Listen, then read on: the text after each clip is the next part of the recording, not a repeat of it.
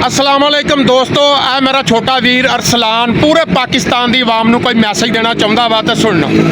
अस्सलाम वालेकुम। मेरा अरबाबे इख्तियार अगे पुरजोर मुतालबा हथ जोड़ के अपील करना वा, साडी जेड़ी पंजाब हुकूमत है, वफाकी हुकूमत है, रियासती अदारे ने, पंजाब पुलिस है, जिथे जिन्ने भी किसी भी किस्म के commissioner DC AC all over पतंगबाजी नूं सख्ती नाल इनू रोकिया जाए। यह पतंगबाजी जिहड़ी है साडे माशरे का एक नसूर बन चुकी है।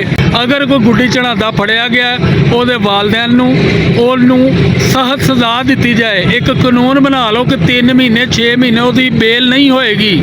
ठीक है, असी अगर यह कर लीए तो असी किसी की इंसानी जान नूं अगर बचा लीए तो मैं समझना साड़ी खुशकिस्मती होएगी।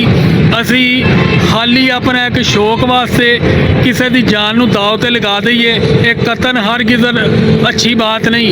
लिहाजा तुहाडे सारे अगे अपील है कि ये मुतलक कोई सोचो और कानून साजी करो। अपने मुतलक हर सियासी जमात अपने मुतलक खान पीन के चक्करां दे विच हर किस्म के कानून बना लेंदी है। आवाम के मुतलक सोचो तो मेरी गल नूं भी ज़रा सोचो। दोस्तों गल ये आ भी माँ बाप ਨੂੰ भी चाहिए कि जिन्हों के बच्चे ये डोरा लैके आउंदे ने उन्होंने मना करना चाहिए वा।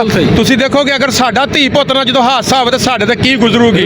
आ चंद दिन पहले कुगिरां वाले होया, इधर होया, 1-2 दिन पहले फैसलाबाद भी होया वा। तुसीं भी अदारियां तो हट के अपने बच्चों की जिहड़ी आ तरबियत करो। बेशक।